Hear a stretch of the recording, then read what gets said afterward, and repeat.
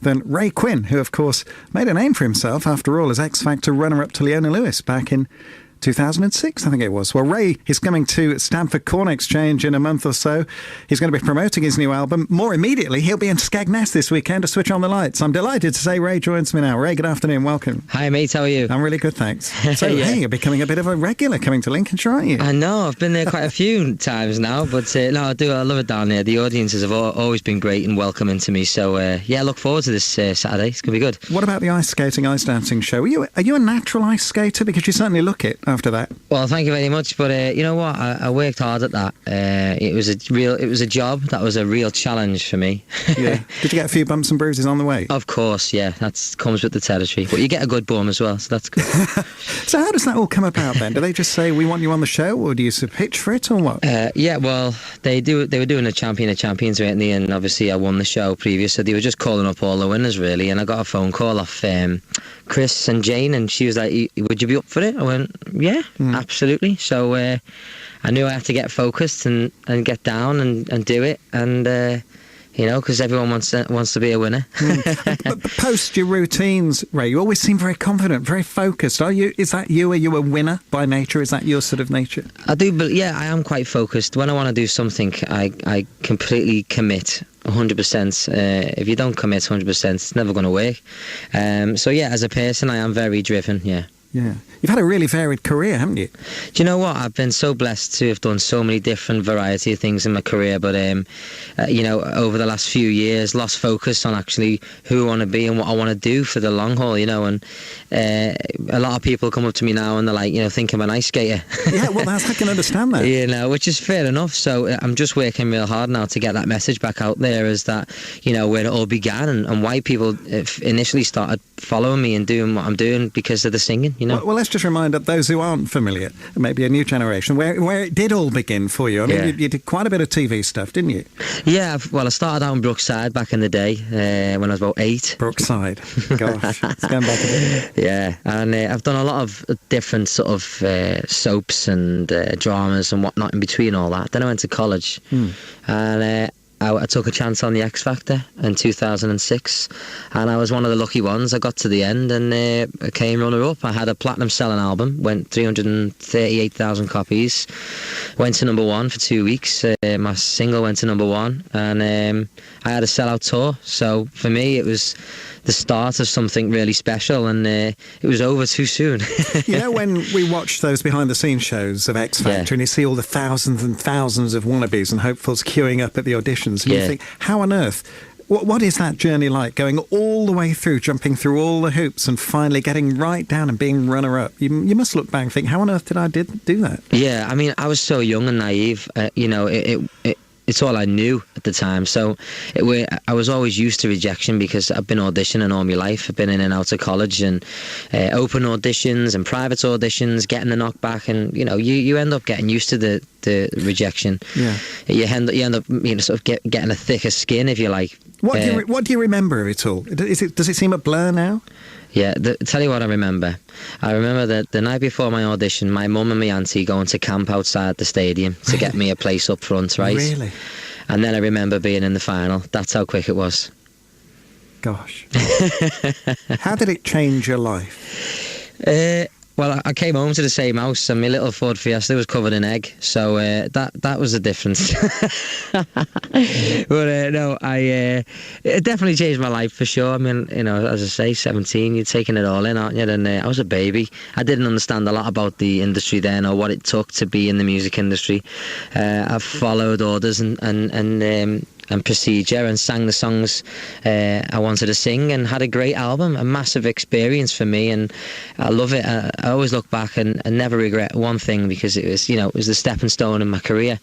But it's made me the person I am today, and all along in my career so far, I could have brought out another album, yeah, of course, but it would never have been the right time. And I feel like now I'm a dad now, I'm a father and a husband and whatever, and you sort of have new experience experiences and a new look on life. And I've learnt a lot over the last sort of 8 to 9 years and what I've been doing. And the lyrics and the songs that I'm singing have more of a meaning to me because there's experience through the words that I'm singing, you know.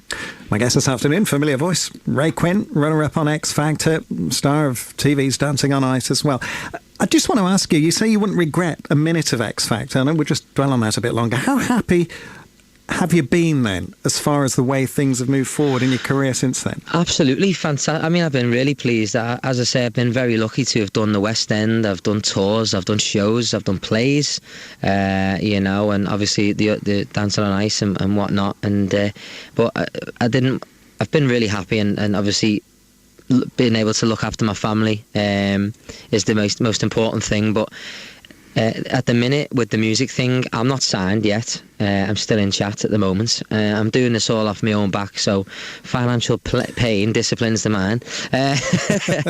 You know, so because I've had a lot of theatre jobs come through off the back of Dancing on Ice, and obviously and TV and whatnot. But I've battered it all away as much as possible to stay focused and committed to the music and what I want to do. You know. Now you've been out to New York. You've had a TV film crew following you around, haven't you? I've had the TV crew follow me around for a week, me and my wife. So how was that? It's been a bit hectic, but I loved every minute of it. It's going to be a great watch. You know, it's all about the life and what we're doing, and as a family and everything else. So yeah, it's a bit of fun. It's going to be a really great watch because there's a lot of honesty there, a lot of truth. You know, because there is a lot of negativity in this game, and it only makes me stronger, really. Yeah. So when do we see that? I'm not sure when it's totally out, but it's going to around October time, September, October. It will be soon. It will be this year for sure. But the 20th of September, more importantly. Yeah, let's talk about it. Stamford Corner Exchange, and we'll come on to Skegness in just a moment. Yeah. You've got this mini tour coming up. Yes. And we're really looking forward to seeing you. Stamford Corner Exchange, stuff from the single, stuff from the album? Yeah, so it's going to be purely an evening of music. I'm not going to be chatting. I'm not going to be chewing your ear off. It's going to be me, a small little band, and just pure music. Some of the stuff from the old album which people would recognise, and then I'm bringing them up to date with songs that I just like to sing in particular, and of course a couple of exclusive tracks that are going to be on the album that they're going to hear there first. Yeah, we're going to hear a track in just a moment. Yeah. What about the album? How much of a say do you have in the writing and what's everything? Everything. I'm in control, and that's the beauty of it. Me and my manager Steve, he's an absolute legend. My manager, he's like a brother to me. We spend every living moment together, preparing and setting things up and getting ready for what hopefully is going to be an emotional roller coaster. Yeah. But at the bottom of it all, the whole thing is that we're in control, and you know, so we're picking the songs, we're choosing our team, i.e. the band, the people we're working with, our producers. I'm working with the most wonderful producers. I've got David Fink, who's produced for George Michael, Rod Stewart over in New York, and I've got Sean Hargreaves over here in the UK, who's produced for Ella Eyre and so many great artists. So at least if it all goes wrong, I never once compromised on quality. You know, these guys are the top of the game, so it's great to have them on board. No, don't worry, it won't go wrong. It can only go well. You know the track we're going to play in a moment, I Don't Do Don't. Is that typical of the album, the mood of the album? Yeah, I mean, this song in particular was written by the legend, 70s legend Linda Lewis, who of course wrote It's in His Kiss, which obviously Cher covered. So she's a big player as far as the writing goes, and I was so privileged to be working with her. I did a gig with her last weekend in the Jazz Cafe. It was actually a couple of weeks ago. But this track, I heard it on YouTube, and I was like, we've got to do it. And it's never been recorded, never been released, so this is totally original. I've got the go button ready to press, but before we bid farewell and play the track, let's just talk quickly about Skegness. This Saturday, you're there to switch on the lights. Yeah, I'm looking forward to it, mate. I really am. I wish I was singing my tracks, but unfortunately they just want me to switch some lights on.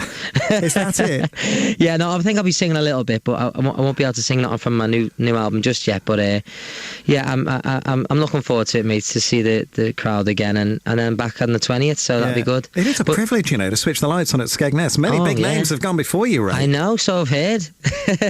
So I've heard, mate, yeah. I think you've got a date at the embassy as well. We're going ahead now, March 2015, but we're looking forward to that. Oh, yeah. You're so busy. Listen, we wish you all the very best. Awesome, thanks, mate. And listen, would you just tell everybody everybody, or I can tell everybody right now, if you want to check any videos or promotional videos which I've had done recently for the new tracks, there's a taster of them all, and also you can buy tickets online for the gig.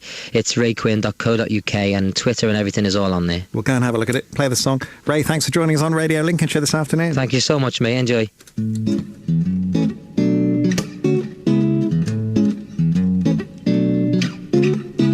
Some people don't do stairways.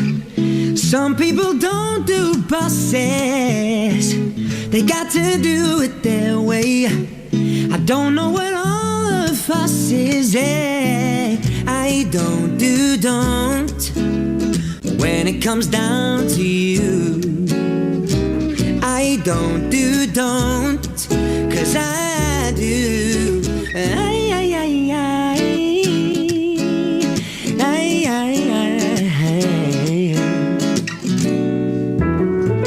Some people don't do dancing. Some people don't do drink.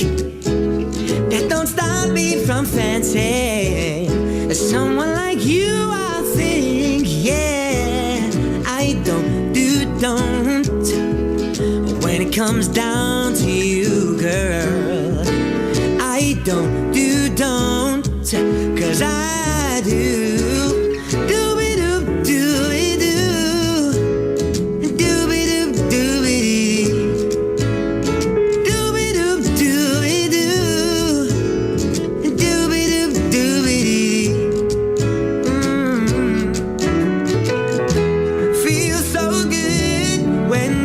Together, yeah. It's written in the stars, we can make it forever. Yeah, yeah.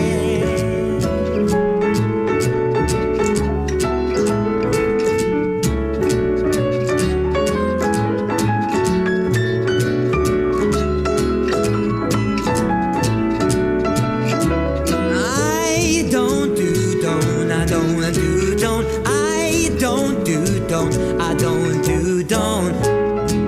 When it comes to you, baby, whoa, do don't. I said I don't do don't.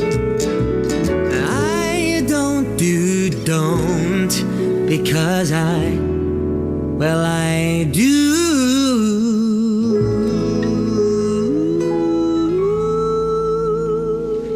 Oh, what do you make of that track? That's Ray Quinn.